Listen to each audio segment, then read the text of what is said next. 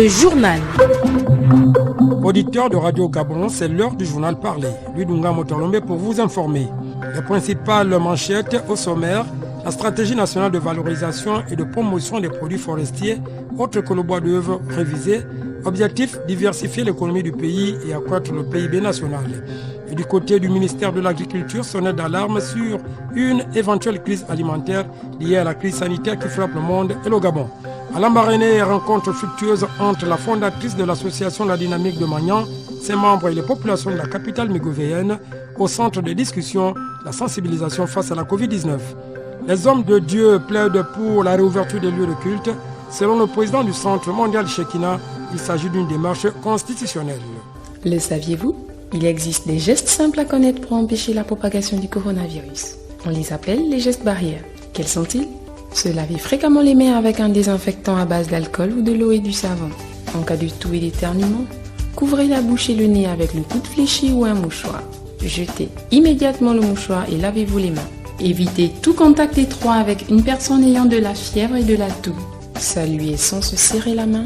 Évitez les embrassades. Nettoyez les objets et les surfaces souillées. Si vous présentez des symptômes de la grippe, fièvre, toux, éternuement, difficulté à respirer, ne vous rendez pas dans une structure sanitaire ou chez votre médecin traitant. Appelez le 1410.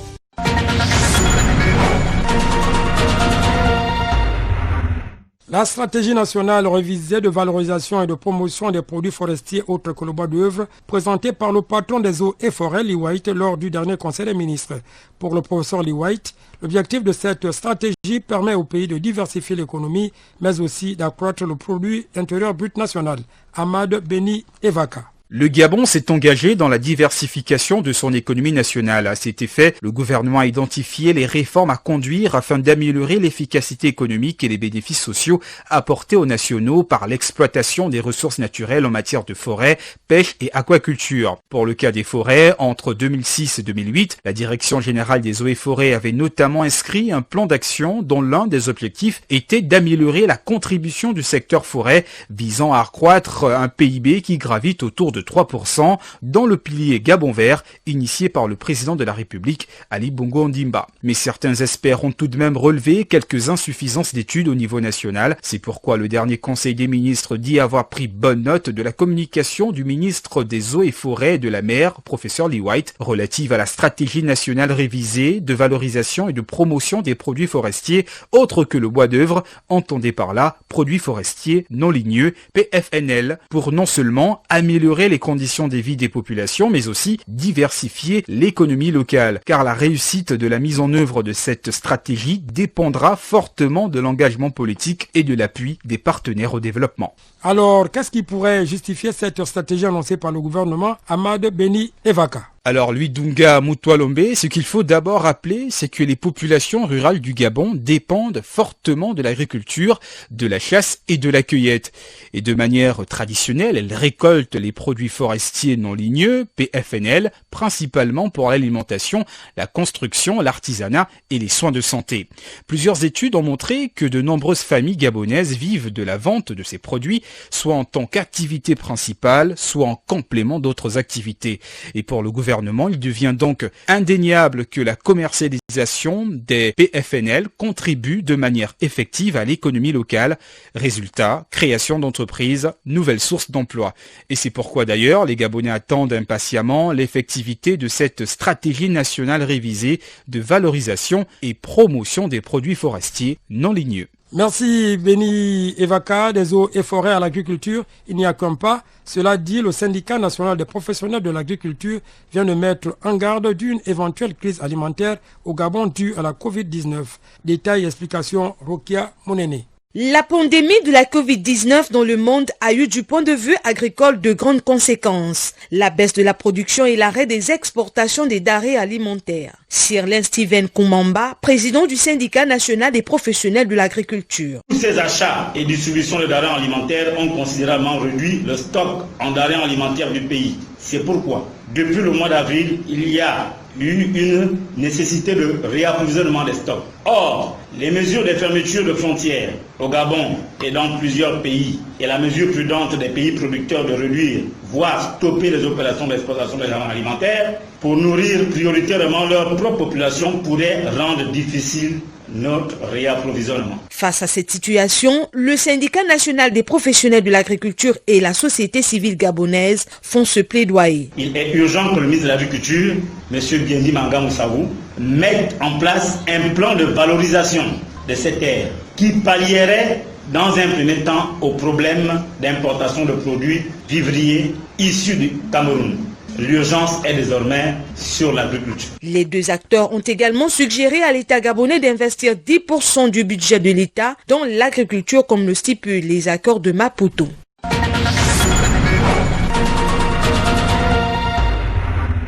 Le coronavirus, on ne cesse d'en parler. 3 mois après la détection du premier cas testé positif dans notre pays, le COPIL, le comité de pilotage du plan de veille et de riposte contre cette pandémie, a dressé le bilan de la riposte nationale.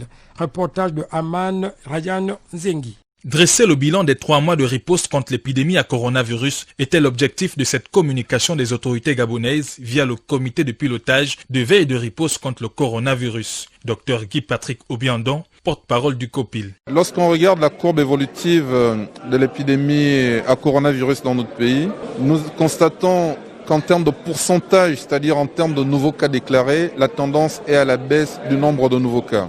Et nous avons eu effectivement un fort pourcentage au mois de mai, avec des pourcentages pouvant aller jusqu'à 24 voire 25% de nombre de nouveaux cas. En rappelant la stratégie mise en œuvre, dont l'accent est mis sur la prévention et sur la réactivité, le comité de pilotage a égrené les chiffres permettant d'effectuer une comparaison entre le Gabon et le reste du monde. Ce bilan de la riposte nationale donne également des statistiques précises sur la répartition géographique du nombre de cas dans le pays, par tranche d'âge, par sexe ou encore sur l'évolution du mode de transmission. Sur le plan observationnel, au mois de juin, en termes d'apparition de nouveaux cas sont en train de diminuer, nous encourage et nous demande de redoubler d'efforts dans l'application des gestes barrières. À noter également qu'en un mois, le Gabon est passé de 1000 à 11 000 tests et de 4 à 7 laboratoires opérationnels. Du bilan de ces 3 mois de riposte face à la Covid-19, on pourra peut-être tirer une conclusion à la lecture des chiffres. Il semblerait que le pays pourrait avoir atteint le pic de l'épidémie. En effet, après avoir augmenté jusqu'à fin mai le nombre de cas positifs, en reflux sur la première quinzaine de juin, ce en dépit de l'augmentation des capacités de tests dans le pays.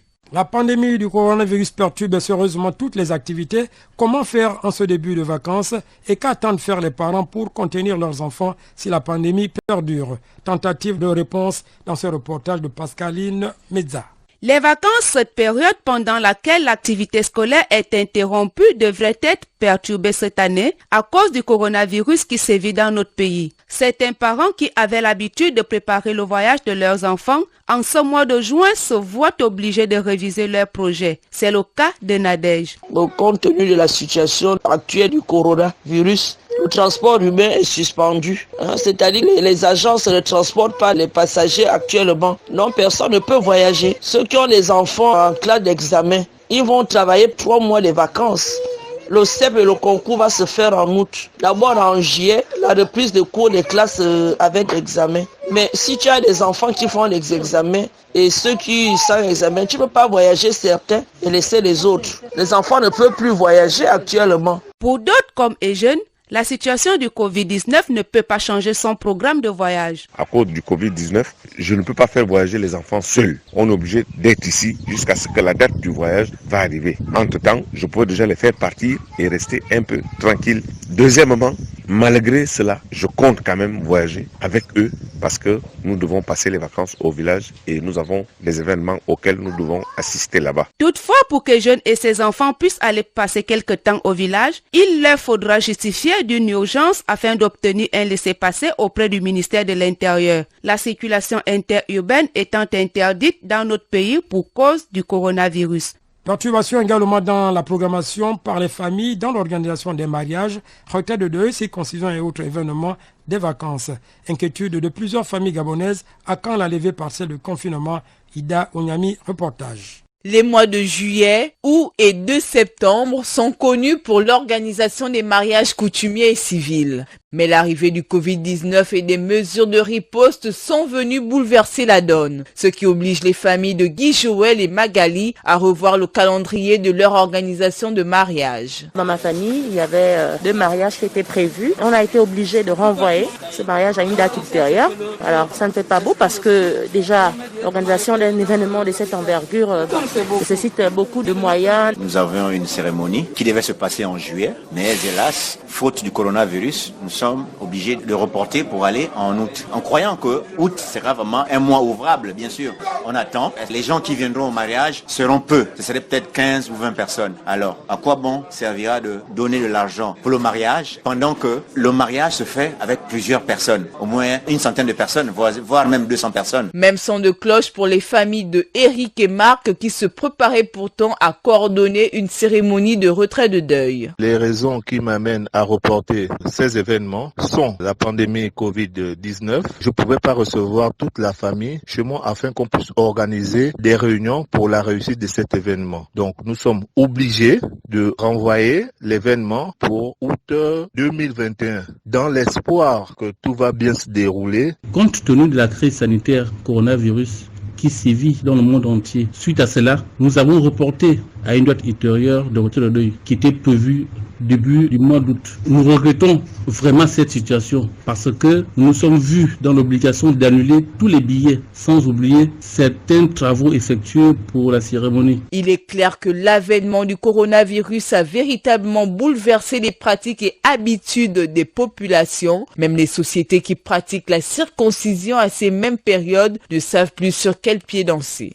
Du côté de Lambaréné, dans le Moyen-Ogooué, nous sommes là à l'intérieur du pays. Rencontre entre la fondatrice de l'association La Dynamique de Magnan, ses membres et les riverains, au centre de discussion, la sensibilisation liée à la Covid-19 dans notre pays. Le point avec Roland Sylvani Andem. C'est tout en exhortant les populations de se rendre dans les structures hospitalières en cas de maladie qu'elle a aussi profité de cette circonstance de dégager quelques pistes de solutions. Félicité Aimé Esson Eni. Nous allons vous démontrer quelques gestes barrières ainsi que quelques conseils d'hygiène. Désormais, quand il fait beau temps, mettez les matelas au soleil avec les têtes d'oreiller. Parce que quand on dort, on transpire. Il y en a qui dorment la bouche ouverte et ça coule et ça fait l'humidité. Donc mettez le matériel au soleil. Nettoyez la maison correctement. Dans la maison, vous avez des personnes âgées. Il faut éviter la fièvre. Dormir sous les moustiquaires. Lambaréné a un mauvais palu. Nous tous, nous le savons. Ne prenez pas ça à la légère. La fondatrice de la Dynamique de Magnan a également jeté son regard sur l'aspect économique. Ne dites pas que oui, on a dit qu'il paraît qu'il n'y a pas le Covid-19. On ne monte pas les morts. Je pense que quelqu'un qui a perdu son parent, vous avez le filmer. Les temps sont durs. Et notre pays, les chiffres ne font qu'augmenter. On est à plus de 2000 cas au Gabon aujourd'hui. Et Lambaréné est touché. Si on ferme des bars, parce que dans les bars, quand on se retrouve, on dit voilà, tiens, ça passe. Tu veux péter bien, tu bois à la maison. Ce n'est pas interdit. Mais les rassemblements où on crie, on passe, c'est là aussi que la maladie aussi nous guette. Donc c'est pourquoi on doit faire cette sensibilisation. Après toutes ces interventions préventives de la Covid-19, la parole a joint l'acte officiel de remise des kits alimentaires à ses citoyens.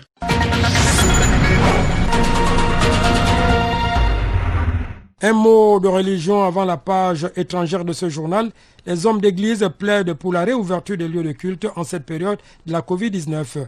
Par le biais du révérend président du Centre mondial Shekinah et président en exercice de la Fédération libre des assemblées et ministère évangélique du Gabon. Pour ce dernier, il s'agit là d'une démarche constitutionnelle. Reportage d'Edgar Kaba. Contrairement à ce que pense l'opinion au sujet de la demande de rouverture des lieux de culte faite par la Fédération libre des assemblées et ministères évangéliques du Gabon, opinion qui pense que c'est pour des raisons pécuniaires, le révérend pasteur Louis Badinga affirme que c'est plutôt une exigence constitutionnelle. La Constitution de la République gabonaise dit clairement que la liberté de culte et la pratique de la religion est garantie à tout citoyen. Il s'agit en réalité d'un droit inviolable et imprescriptible garanti à tous. Lorsqu'on parle d'imprescriptibilité de la loi, c'est que cette loi ne peut pas être modifiée par des hommes quand ils veulent, comme ils le veulent. La Fédération libre des assemblées et ministères évangéliques, de laquelle je suis membre, a appelé respectueusement le gouvernement à lever cette forme de contradiction, cette forme d'ambiguïté qui clairement nous permet de constater que lorsque nous allons dans les lieux publics, lorsque nous parcourons les rues de Libreville, les Gabonaises et les Gabonais sont bel et bien là. Beaucoup d'entre eux s'en fichent pas mal des mesures barrières et pourtant on continue à confisquer une liberté qui est garantie à tous, celle de la pratique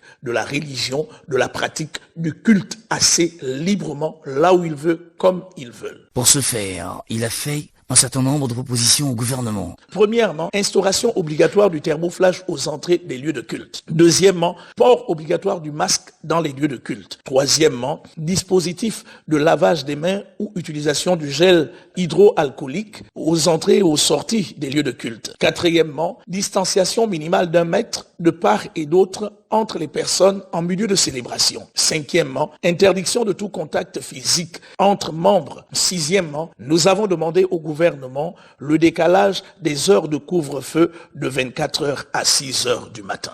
Dans cette affaire, la balle est à présent dans le camp du gouvernement gabonais.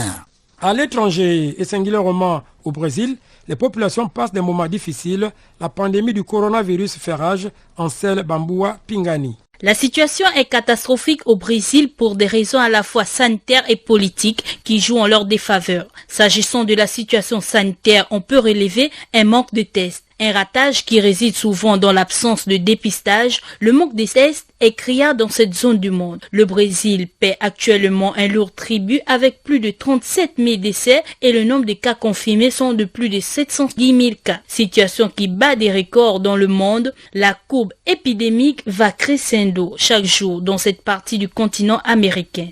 Au-delà de la situation sanitaire, la gestion de la pandémie a pris un tour hautement politique. Il y a par exemple la célèbre plage de Copacabana transformée en faux cimetière par des militants de l'organisation Rio de Paz. La destination touristique est devenue le dernier champ de bataille des tensions croissantes face à la réponse du gouvernement.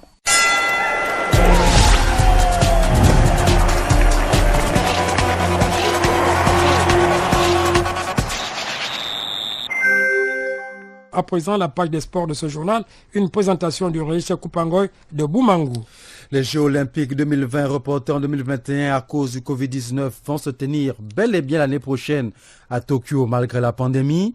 Les organisateurs de Tokyo 2020 ont annoncé récemment que 80% des sites nécessaires au bon déroulement des JO ont été sécurisés avant les Jeux déplacés l'année prochaine. Dans le plan initial pour les Jeux Olympiques qui devaient commencer le mois prochain, 43 sites dont 8 nouveaux sites conçus pour les Jeux ont été inclus. Le stade national qui accueillera les cérémonies d'ouverture et de clôture est l'un des sites sécurisés pour 2021. Rappelons que les Jeux Olympiques de Tokyo 2020 auront lieu du vendredi 23 juillet 2021 au dimanche 8 août de la même année. Et puis la Commission finance l'Association des comités nationaux olympiques africains. Et puis la Commission finance l'Association des comités nationaux olympiques africains a récemment tenu une réunion par visioconférence. L'objectif principal était de réfléchir sur le volet lié aux finances en cette période de pandémie de Covid-19. Plusieurs points étaient à l'ordre du jour, parmi lesquels les subsides du CIO pour Tokyo 2020 et l'aide spéciale du CIO pour soutenir et maintenir les athlètes du continent en forme durant cette période de pandémie. Écoutons le secrétaire général du Comité national olympique gabonais, Joseph Foula, qui s'exprime à ce sujet. Il est au micro de David Magena, La Panthère. Il fallait réfléchir comment accompagner les athlètes à travers les bourses, parce que même les bourses devraient s'achever en août, mais comment offrir à tous ces athlètes boursiers, à toutes ces équipes qui bénéficient des subventions pour équipe, une année supplémentaire de soutien, d'accompagnement jusqu'aux prochains Jeux Olympiques. Après, il s'est agi de réfléchir parce que le CIO a décidé de mettre en place une subvention annuelle pour toutes les commissions des athlètes. Donc là aussi, il était question d'informer à chaque CNO que les commissions des athlètes de chaque CNO devaient recevoir un montant de $10 000 US pour leur programme d'activité annuel. Du football dans ce journal, initialement programmé du 9 janvier au 6 février prochain au Cameroun, la CAN 2021 pourrait ne pas avoir lieu aux dates prévues. Le retard dans les éliminatoires provoqué par le Covid-19 et l'évolution de la pandémie en elle-même fait planer le doute sur la tenue de la compétition. Si la CAN venait à être reportée, ce serait à l'été 2021, mais avec l'Euro et la Copa América à la même période, la CAN 2021 pourrait être reportée en 2022, selon le secrétaire général de la CAF, Abdelmounem Ba, au micro du média camerounais Radio Sport Info. Mais la priorité de la Confédération africaine de football, c'est de disputer la CAN en janvier prochain. Enfin, l'ancien international gabonais Daniel Michel Cousin vient de s'engager avec le FC Côte Bleue, club de 3e division française, en tant qu'entraîneur. L'ancien sélectionneur des Panthères du Gabon s'occupera du club de la Nationale 3 et aura un regard sur le compartiment offensif des juniors jusqu'à la réserve senior. Le coach gabonais pourra par ailleurs être un important appui au FC Côte Bleue car le président du dit club, Chris Eldan, songe à ouvrir un club ou une académie de football au Gabon. A noter que Daniel Cousin a disputé 500 matchs professionnels pour plus de 150 buts. Il a joué successivement à Martigues, Niort, Le Mans, Lens, Glasgow Rangers, Hull City, Larissa et a terminé sa carrière au Gabon, au FC Sapin, rebaptisé Akanda FC. Merci, Loris Koupango de Boumango. Mesdames et messieurs, ainsi prend fin ce journal. Le rappel des titres qui l'ont constitué. La stratégie nationale de valorisation et de promotion des produits forestiers autres que le bois d'œuvre révisée. Objectif, diversifier l'économie du pays et accroître le PIB national. Et du côté du ministère de l'Agriculture, sonnette d'alarme sur une éventuelle crise alimentaire liée à la crise sanitaire qui frappe le monde et le Gabon. À Lambaréné, rencontre fructueuse entre la fondatrice de l'association La Dynamique de Magnan, ses membres et les populations de la capitale migovéenne au centre de discussion, la sensibilisation face à la Covid-19. Les hommes de Dieu plaident pour la réouverture des lieux de culte. Selon le président du Centre mondial Shekinah, il s'agit d'une démarche constitutionnelle. Merci de nous avoir suivis grâce à la collaboration de toute l'équipe des actualités parlées de Radio Gabon. Lidunga Motolombe, au revoir.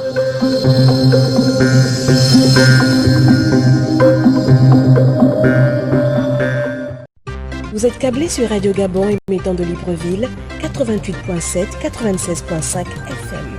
Où que vous soyez, nous sommes avec vous.